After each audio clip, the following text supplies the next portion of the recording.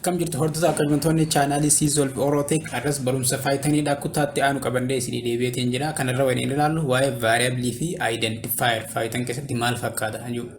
Warra chaanaalii kanaaf haaraa taatan sabskiraayib godhuudhaan bira darba. Makkallattumaan garasitti deemuudhaan anaan isinitti ergisiisu ta'a. Jalqaba akkuma viidiyoo dabre keessatti ilaallee turre Hubo equal with robot orientation is jennee turre.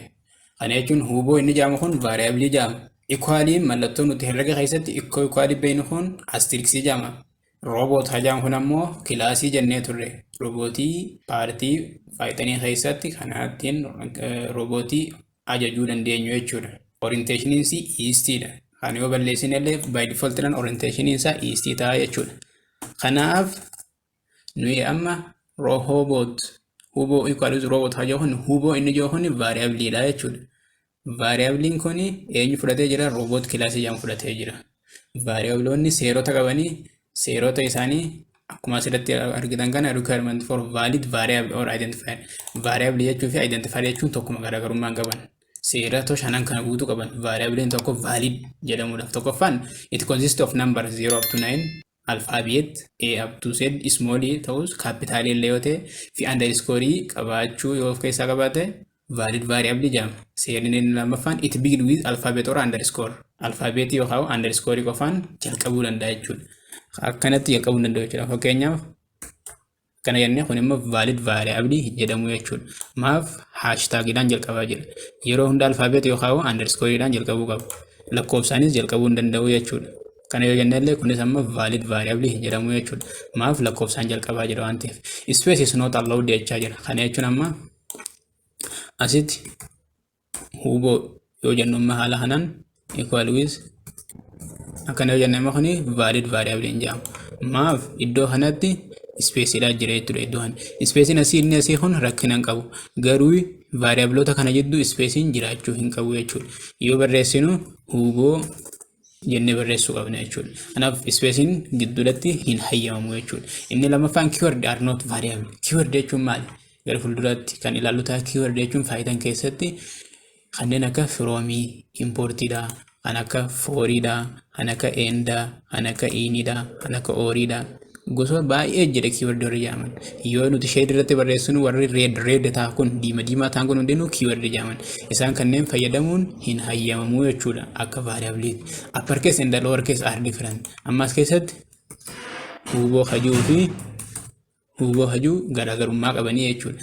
Uppercase fi lowercase garaagarummaa qabaa jechuudha. Kanaaf seerota variablein tokko valid ta'uudhaaf seerota shanan kana guutuu qabaa jechuudha. Kanaaf amma fakkeenyaaf asirratti kanan isinitti argisiisuu barbaadu asitti Hubo equal with robot jennee jira. As dhufnee amma fakkeenyaaf yoo Hubo dot move hajennu ta'e Hubo dot move jennee amma move jechuun operationota move jechuun amma kan nu barbaachisuuf Huboon yeroo tokko akka giriidii tokko akka jedhamu jechuudha. Tarkaanfii tokko akka tarkaanfatu kan nu taasisu jechuudha. Tokko irra yoo jiraatu lamarra akka dhabu. Kanaaf Hubo dot move yoo jennee amma rangoon yoo kan ilaallu ta'e output isaa walumaan kan ilaallu ta'e jechuudha. Maal akka nuun jedhu fidee jira waan ammaasitti fidee jira. Garuu asitti name Hubo is not defined jechaa jira. Maaliif sababni isaa nuti asitti Hubo jenneeti variable jedhamanne kun. Variable kanaaf robot kilaasii jedhamu kana kanneen jechuudha. Equally mallattoon equally kun assignment jedhamti. Assign variable yeroo takka illee value assign godha jechuudha. Variable assignment jedhama jechuudha kun amma kan walirratti. Kanaaf Hubo dot move jechuun Hubo yeroo tokko akka girii deemuu taasisa. Inni kun ammoo Hubo inni jalqabaatii fi inni jalaa kun wal fakkaachuu qaba jechuudha. Kanaaf inni kun capital osoo hin taane Hubo small ta'uu qaba jechuudha. Kanaaf seera inni sadaffaan uppercase and lowercase are different jenneef kanaaf jechuudha. Fakkeenyaaf valid variable eenyu fa'i yoo kan jennee waliin taa'u valid variable kan jennuun kan akka fooriidha. For ammoo kun capitalidha.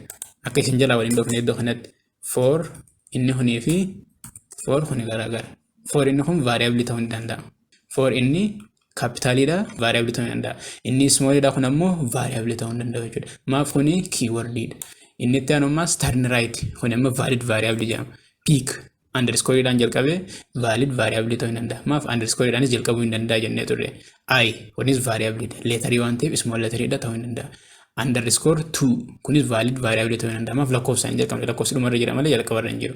Underscoreidhaan jalqabuu hin danda'a. Underscore or alfaabeetiidhaan jalqabuu hin danda'a jechuudha. Left robot isaan kunneen valid variable jedhaman. Underscore mataa isiitti kophaa yoo ta'es illee valid variable jedhamuu dandeessi jechuudha. Invalid variable warri jennuun ammoo kan akka for small dha jechuudha. Div kunis keyword turn right kun amma isaan kunneen keyword waan ta'aniif turn right kun ammoo space qaba jidduu kana. Kanaaf valid variable hin jedhamu jechuudha. Ataa piik jedhamuun ataa jechuun special character dha. Kuni hin hayyamamu jennee turre. Amma asitti yoo ilaallu ta'e it consists 0 up to 9 small a up to z or underscore isaan kanneen qofa consist godhuu danda'a. Kun ammoo ataa mallattoo ataadhaa of keessaa qaba. Yookaan special character jedhamti inni kun hin hayyamamu jechuudha. Two left jedha kun lakkoofsaan jalqabee hin hayyamamu. Lakkoofsi mataa isaatiis hin hayyamamu jechuudha. Peak hajoo kunillee kuni underscore osoo hin taane minus dha. Kanaaf kunis invalid variable jedhamanii jechuudha isaan kunneen.